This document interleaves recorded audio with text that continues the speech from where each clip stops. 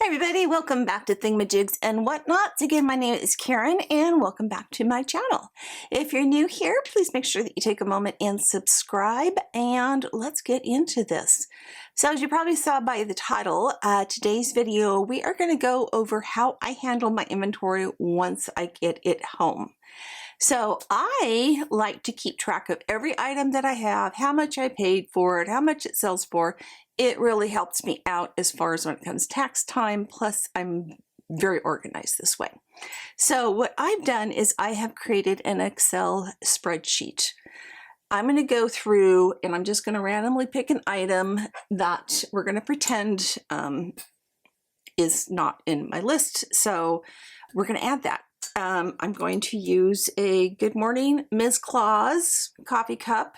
It shows on there. I got it for $1.99. Again, I live in Oregon. We don't have to deal with sales tax, so that's really nice. And it's made by Falscraft. So I actually have a pair of them that I'm going to sell together. That one's already ready to go, but I'm going to go ahead and just do this one as an example. So before we get into how I do it, let me show you what it is I do it on. So I'm going to bring up on the screen a screenshot of what I'm doing, or screen recording, and show you my Excel spreadsheet. And let me get that open.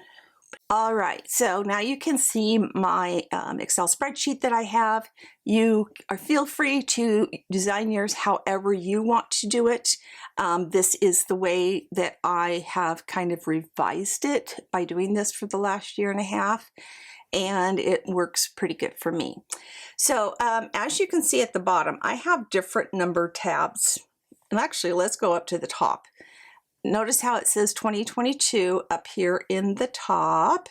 That's because I have a 2021 one and now a 2022, because I want to keep all of my expenses separate. I have set up my 2021 because I purchased the items then, but I'm not necessarily selling them in 2021. I'm selling some of them in 2022. So I've set that up in such a way that I can also keep track of which year it was actually sold in. So as you can see, I've got the different tabs. So let's go to my holiday tab, because this is a holiday item. And you can see I actually have the set listed right here, but let's pretend it's brand new. So I'm going to go down to this section here. Everything has a number down the far left-hand side. So I've discovered that each tab works best if I keep them no more than 100 items on each tab, because otherwise I'm constantly scrolling through looking for something. So as you can see down here, we're picking up where I left off on 2021. So GP for me means glass and porcelain.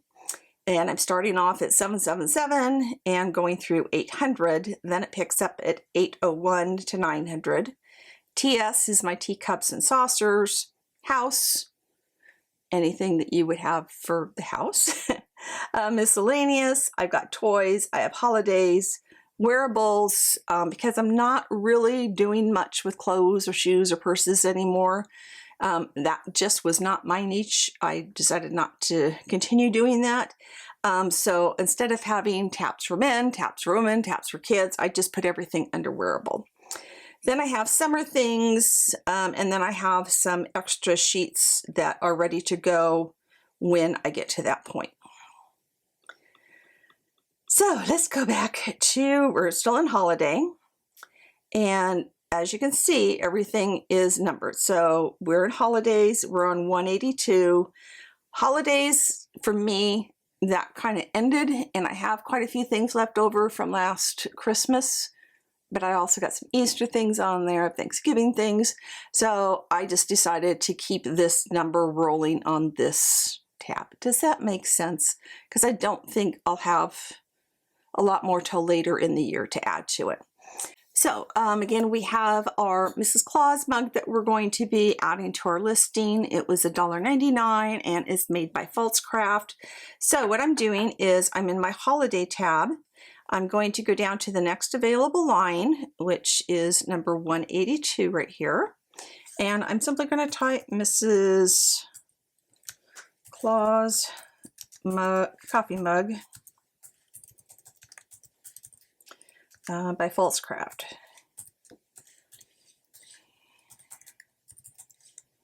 And then I put in what the cost is. That's all I'm going to do for now, unless there's something specific about this one. So for example, if I'm doing a set of them and I'm going to sell them together, then I would put set of 2 or whatever. But we're just for doing an example, we're just going to do this one.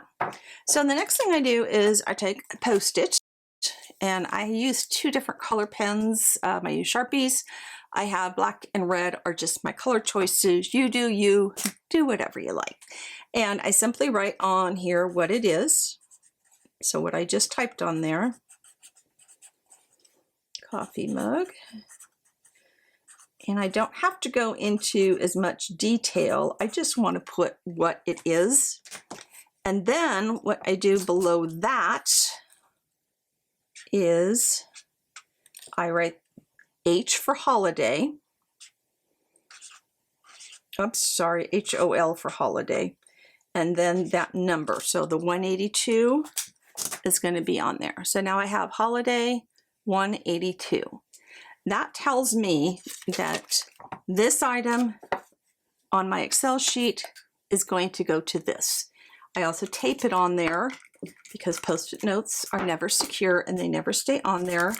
Make sure that when you are doing that, be careful. Some of the items, like this paper or something, when you take that tape off, it's going to kind of pull your paper off, obviously. So be very careful where you put that on there. So now I have that ready. And normally what I would do is I would set it aside. I tend to use banker boxes. I think those are just the best way to store my items. I don't use tubs. You can buy banker boxes at any office supply store, get off Amazon, get it off eBay. And I just put them in there. And what I do is I put on the box, I keep everything in numerical order. So I keep all my holiday stuff together. So there'll be a box that's all holiday, and I'll have another Post-it right on top that'll say HOL 182 through 199, whatever it's going to be. So I tape that onto the box. That way, when I'm going through and doing all my listings, everything's done in order of which I purchased it. So kind of makes it easier when I'm going to do my listings. Hopefully that makes sense. So that's all I do on here. Now, let's say I've already gone in. I have taken my photos. It's ready to be listed. Now I know, because, oh, the first thing I do too, when I take my photos, I make sure my first shot has this Post-it on there, because I want to see when I do the pictures, which item it is, so I'm staying in order of my sheets. Does that make sense? Because when I take my pictures, I want everything to be in order, so I'm not going back and forth trying to find this picture that I just took 2 weeks ago. Where is it? Right here. I'll know what's next. So I've taken my photos. I am ready to go ahead and get this boxed up, because that's one thing I do differently than most people is I box them up when I'm ready to list them, because I want to know exactly what shipping's going to cost. I don't want to guess. I very rarely offer free shipping. I always have people pay. Anything that's got a high dollar value, I will send priority mail, because I want to make sure that it's got insurance. So USPS provides up to $50 of insurance. It's kind of confusing. Sometimes it says 50, sometimes it says 100. I'm still trying to figure that one out. And actually, I think all 3 shippers will provide insurance as long as you're not sending it ground. So anything ground, there's no insurance on it. You can also purchase additional insurance. You can also purchase things like you want somebody to sign for an item. So if you're afraid that maybe somebody's going to say, oh, I never got it. Well, there's a tracking number. It was left for you. Once it's shown as delivered, it's delivered as far as eBay is concerned. But it's always a good idea to, anything that's got a high value, tell them, I'm going to require a signature on this. Do you want me to send this to your work address? Do you want me to send it at a time where somebody can be home? Do you want to go pick it up at the post office? How do you want to do it? So I'm just kind of picky that way. So I've now listed this, or I'm ready to list it. I boxed it up. Let's pretend that my box, and I'm using a box, not an envelope. If it was an envelope, I would have put an X in here. And then I'll put my dimensions are 6 by 6 by 6. And its weight is 1 pound, 12 ounces. Let's just say that for kicks and giggles. So now I know what it is that I am going to be charging when I go to do the listing for shipping. I also want to know what I'm going to list it for. So if I've already made a draft for it, hopefully I was smart enough to put in on the draft what I wanted the charge to be. If not, I'll go do a search, find out the sold comps on it, get an idea of what I want to put that I listed it for. Doesn't mean that's what it's going to sell for. It just means that's what I'm going to put as my listing price. Probably 95% of the time I do a best offer, but I will also set a amount that has to be a minimum, otherwise it auto declines for somebody. Because I cannot tell you how many people that will look at your item that you're trying to sell for $80 and they'll offer you $20 for it. I ain't got no time for that, and I don't want to go back and forth with people on it. You can always leave notes to them explaining why if it's just too low, but don't be afraid to go back and forth with people. So now it's boxed up. We're going to do our listing. I have it on my Excel sheet. We're ready to list it. Thank goodness. That's the easy part, especially if you make templates. What is a template, you're going to ask me? Well, we're going to get into templates when we get into the listing part of it. I'm just briefly showing you in this video how I have my set up to keep track of an item from the time I get it to the time it leaves my house.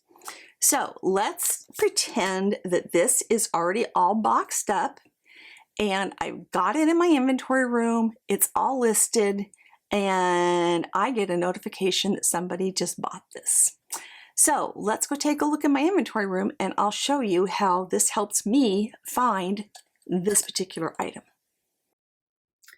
Okay, I have switched over to my iPhone to take this video. I'm just too lazy to take my big camera down to use that. So this is my other spare guest room, which I now call my inventory room. And I'm sorry, it's a scary place, but it's the best that I can do right now because I don't have a garage. So when we walk in the door, we're greeted with shelves. And as you can see, every box there has a Post-it note on it. Then we come in. I'm going to back up, see if I can get things there. We can do that. So everything is in its own section as we go all around the room. And then we're back to these shelves that are by the front door or by the door. So you can see things are stacked up floor to ceiling in here. I'll kind of go over how I have it, even though, well, I guess I'll have to do it this way. So all of my glass and porcelain starts here. And as you can see, things are in numerical order. So everything is GP and that has its number. Some shelves are a little bigger than others. So that's why I have them a little bit off sometimes. But again, I'm taking advantage of the space up high. I will also leave you some links on all of these different types of shelves that I've used. In the long run, I would like to get away from using these for my glass and porcelain. I just don't find that these are big enough. So I'll probably go to metal shelves later on, but I just haven't purchased those yet. So we're again starting there. All of this is glass and porcelain items as we move around the room until we get to this shelf here, which can't really see because I have boxes stacked up in front of it, but all the way down. Then we're going to take a break. That gets us to $2.99. Then we move into everything on this shelf here is household items. And then these two, because it's all really one unit, but these 2 rows of shelves, those are all things that are on my miscellaneous tab. Now we're going to pick back up with the glass and porcelain. So we're starting at 300, some of the bigger ones I put on top, and we're going all the way to 329 down in the corner. Now we're going to pick back up with the 329 because, believe it or not, I don't have anything in between yet. So we're going to pick up at 243. Again, this is all glass and porcelain. Same thing here on this shelf. Not this, that's something else. Then we're going down to the 570s down at the bottom.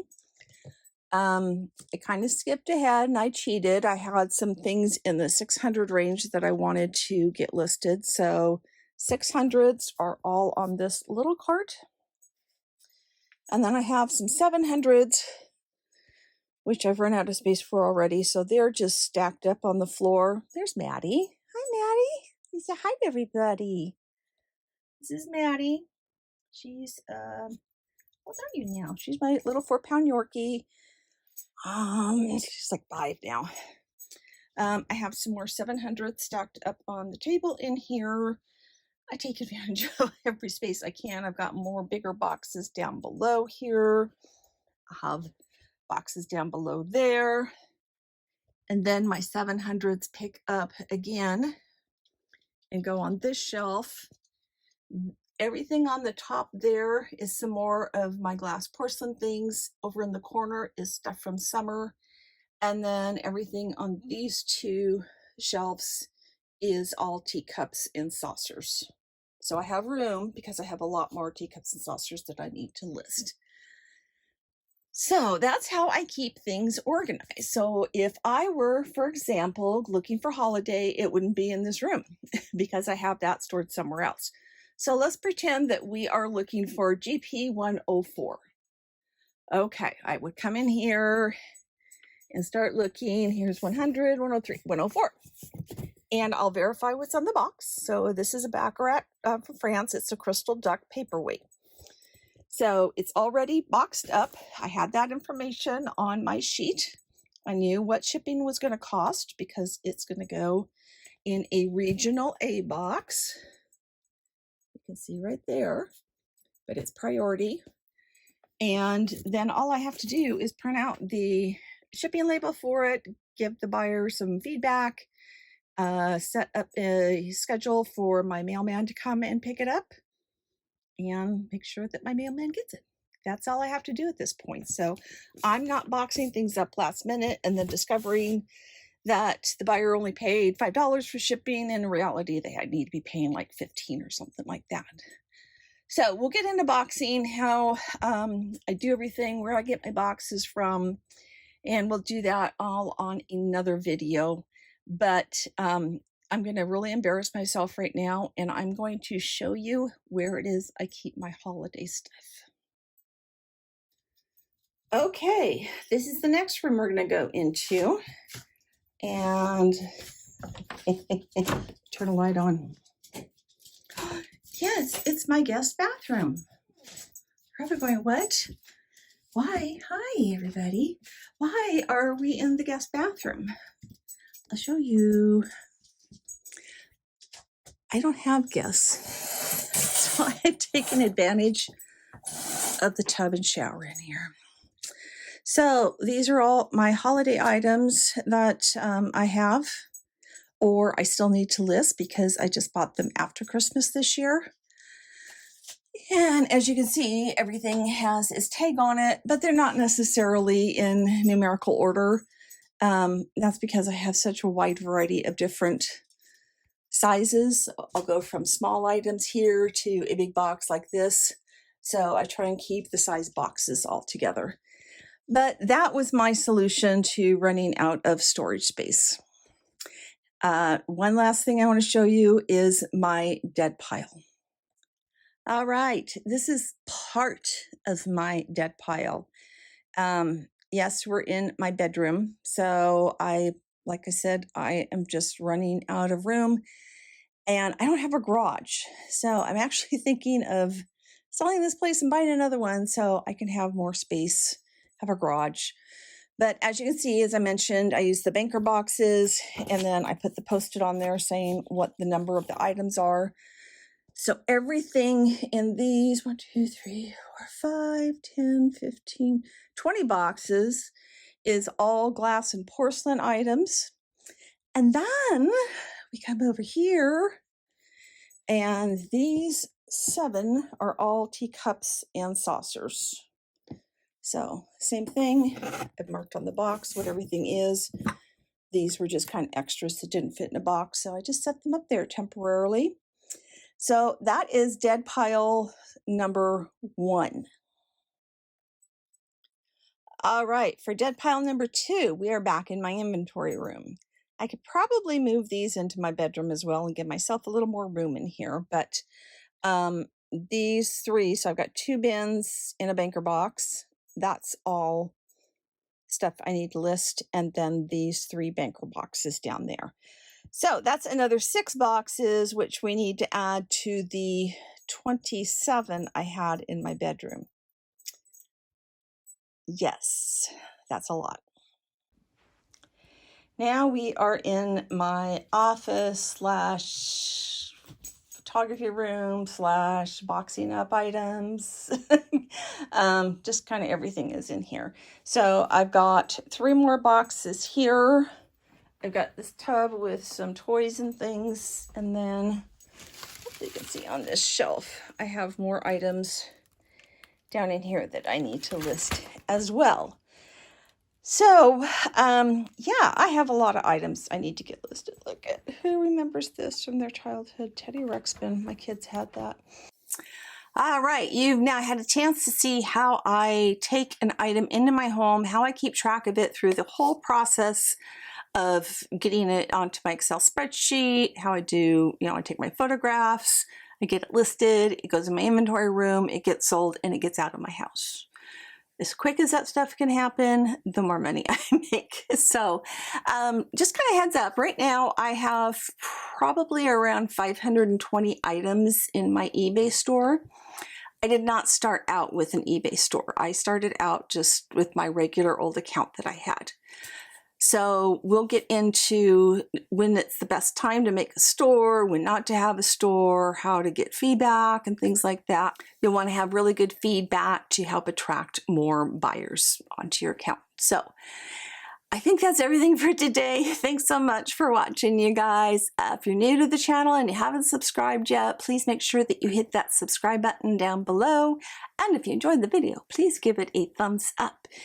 If you have any questions on anything that I've explained, or you can think of a better way of doing something, or have any suggestions, feel free to leave those down in the comments as well, because I enjoy reading those too.